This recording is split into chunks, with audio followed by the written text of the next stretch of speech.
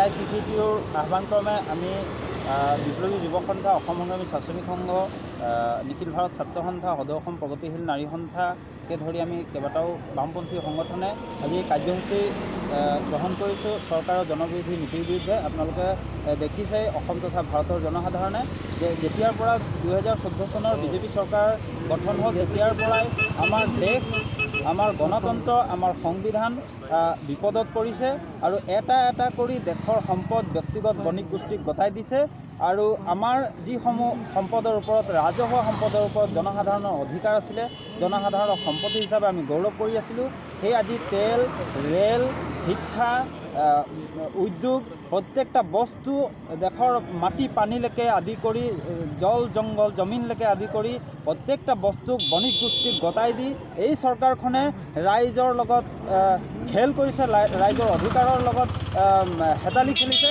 গতিকে আমি এই চৰকাৰক এই কাৰ্যসূচীৰ যোগেদি সকীয়াই দিব বিচাৰিছোঁ। গতিকে আপোনালোকৰ আমি অহা নিৰ্বাচনতো আমাৰ অসমৰ ৰাইজে জবাব দিবই। গতিকে অতি শীঘ্ৰে যদি আপোনালোকে জনবিৰোধী নীতিসমূহ বন্ধ নকৰে তেতিয়াহ'লে অসমখন পুনৰবাৰ এক ভয়াৱহ আন্দোলনৰ সৃষ্টি হ'ব। এই কথা আমি এই কাৰ্যসূচীৰ যোগেদি সকীয়াই দিব বিচাৰিছোঁ। আপোনালোকে